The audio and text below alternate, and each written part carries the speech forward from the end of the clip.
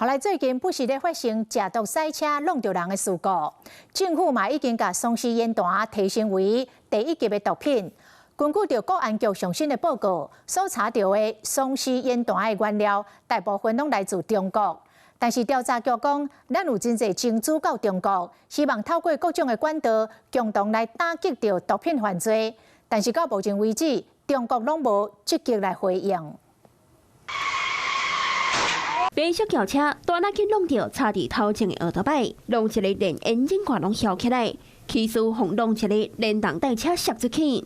所後確認肇事駕駛涉嫌食毒賽車，互驗出着兒童米脂。根據國安局上新的調查，兒童米脂的原料就是來自中國。因為大陸對這些原料來講，它都是用化學品來管制，它不是毒品管制，他們那邊取得非常容易。那我們這裡毒審會提列為第4級毒品之後，我們就會積極的配合海關提列為第4級毒品的先驅原料，大陸那邊呢就會把它馬上改變它的化學式。對，雖然台灣已經有咧對源頭阻止，也是得愛細緻防範，隨時更新。有包裝做新化學式的原料來源，畢竟中國攏無被插手。其實我們有很多情資到大陸去之後，那目前大陸都沒有積極的回應。所以我們也是希望透過各種管道來共同來打擊這個毒品犯罪。除了跨部會的查緝，公安會也協助相關單位對科技下手。